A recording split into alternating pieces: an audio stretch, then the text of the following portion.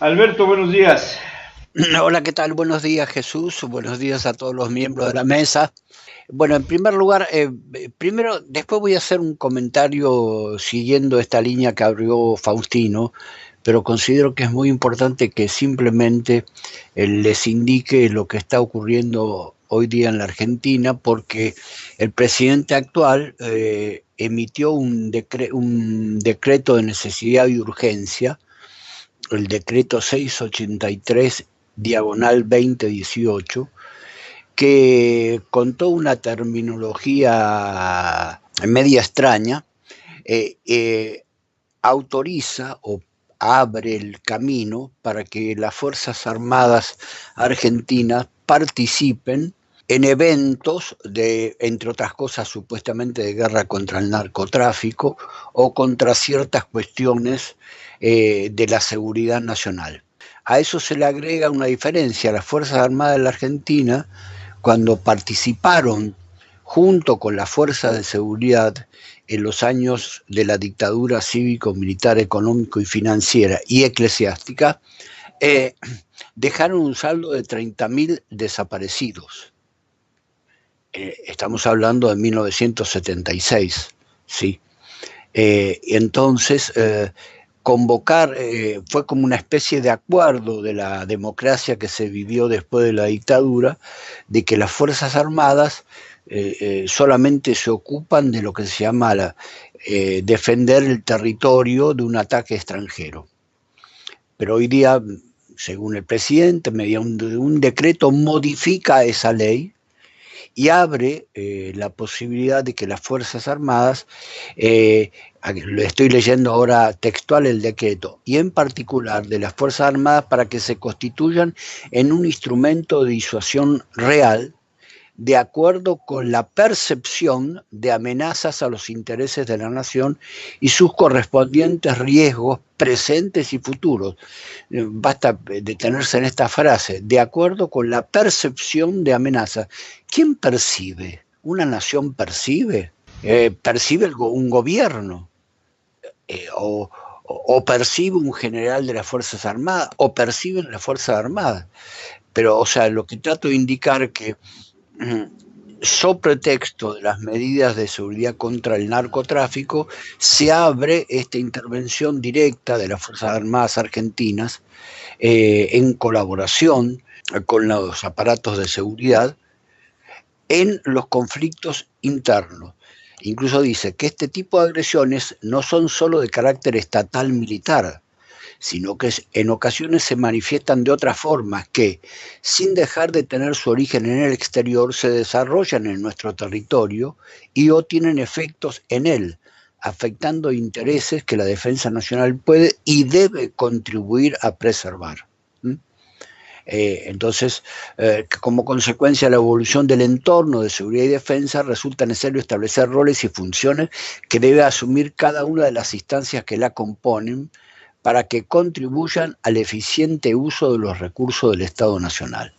Bueno, esto implica, eh, bueno, como tú lo acabas de decir, introducir al ejército en el supuesto combate al narcotráfico. Ustedes saben que el supuesto combate al narcotráfico genera fundamentalmente varias cuestiones. En primer lugar, la corrupción del ejército. En segundo lugar, la ampliación del mercado del narcotráfico al mercado de armas, sea por el lado de los narcotraficantes, sea por el ejército mismo. Basta pensar que se han comprado 5 o 6 lanchas de fabricación israelí que van a funcionar en el río Paraná. Dejemos de lado que son lanchas que fueron construidas para operar en el mar. Yo no sé cómo van a funcionar en un río, pero que además hay una cuestión, hasta ahora no se había detectado que el narcotráfico utilizara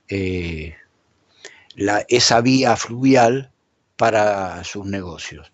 O sea, se abre toda esta composición de que, so pretexto de una defensa del Estado Nacional y con una guerra para dar seguridad al ciudadano, se arman una serie de mercados subsidiarios que van a hacer que, como ocurre en México o como ocurre en Colombia, sea una guerra interminable porque hay un mercado de armas que eliminar. Por eso el día de mañana las Abuelas de Mayo y muchos organismos de derechos humanos van a hacer una concentración frente al Ministerio de Defensa para solicitar que, que sea derogado este decreto o que, en el mejor de los casos, lo veo muy difícil, que las Fuerzas Armadas no lo acatan. Lo que es terrible en este caso es cómo se legaliza, cómo ahora se convierte en legal lo que hasta la aparición de este decreto era ilegal. O sea, una característica del neoliberalismo es lo que antes era ilegal pasa a tomar un nuevo rostro de legalidad. Ya ahora las Fuerzas Armadas no van a tomar el poder directamente, sino que lo hacen por esta vía secundaria de proteger la llamada seguridad nacional.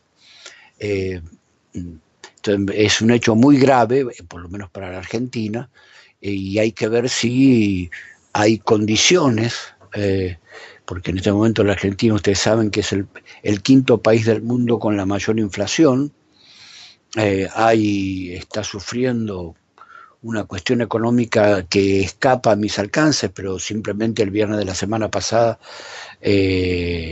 salieron aparentemente del país 465 millones de dólares, porque el Banco Central tuvo que sacar esos dólares para cubrir la fuga de capitales. Entonces, a pesar de que el mismo Fondo Monetario Internacional les dio un préstamo, pero a condición de que no se usara para esos fines. Bueno, o sea, hay una situación, como ustedes verán, económica, política, social, complicada. Y en este marco aparece este tema de las Fuerzas Armadas como un peligro, ¿no? Sobre todo para un país que hace poco tiempo, 40 años no es mucho en la historia, vivió una dictadura que dejó 30.000 desaparecidos, y en esta experiencia de América Latina, de los cientos de miles de muertos en México, como ayer declaró la que va a ser la próxima secretaria de Gobernación, que han dejado al país, le han dejado al país como un cementerio, ¿no? Pero un cementerio extraño donde los cementerios reclaman a quienes van a ocupar sus fosas porque están en fosas clandestinas, sin identificación.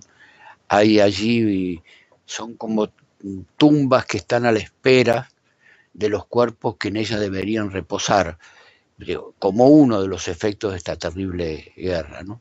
O lo que ha pasado o está pasando en Colombia. Bueno, ese era mi primer parte como para informarle de esta situación.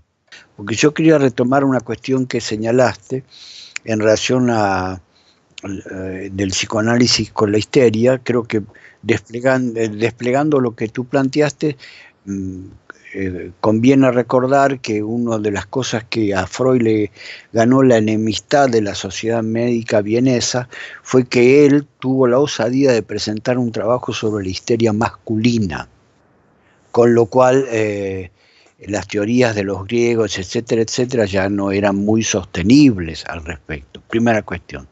Segunda cuestión, Faustino señalaba de que la manera en que aparecen los síntomas de la histeria son subversivos en el sentido de que no se corresponden con la, entre comillas, anatomía supuestamente natural. Y en tercer lugar hay otra cuestión. El caso Dora es un caso desde el punto de vista analítico muy importante.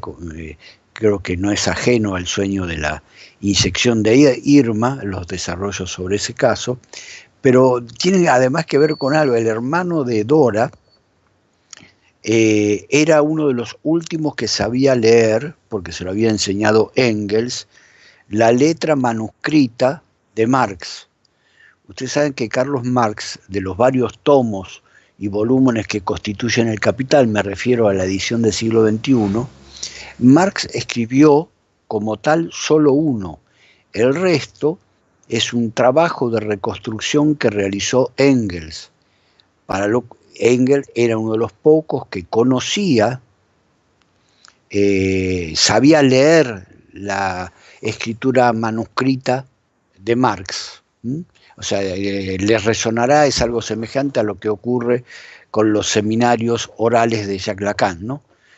O sea, Engels realizó y le enseñó al hermano de Dora, Bauer, fue un importante dirigente de la socialdemocracia de aquella época, de ahí que Lenin en un artículo lo menciona.